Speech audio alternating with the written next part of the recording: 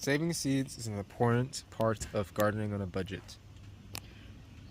This is an arugula plant that has been growing at the bottom of an olive tree, and it gave us arugula for a long time, and then it started flowering,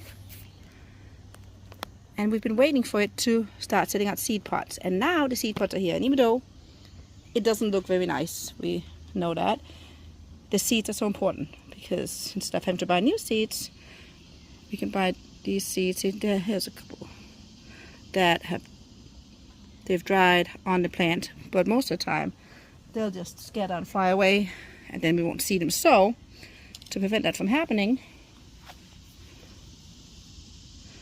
we put them in these small organza bags. Right about the stage, just tie them up.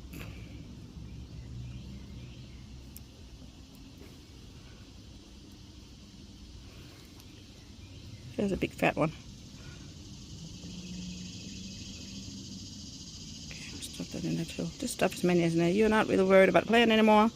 It's done what I need to do for you. And then you just tie it on the plant. There you go. And now, instead of going out to buy more seeds for next year, you have these seeds that you know exactly how they're grown. You know they've been grown without pesticides, any chemicals, and you just need to let them dry on the plant until you can take them in and put them in an envelope and use them for next season. Here you can see the tiny seeds. What happens if you don't put them into a paper bag or a tiny seed envelope?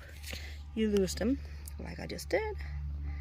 But we start with putting them into the paper bag, and then we'll do the envelope to save for future seasons. If you enjoyed this video, please like and subscribe.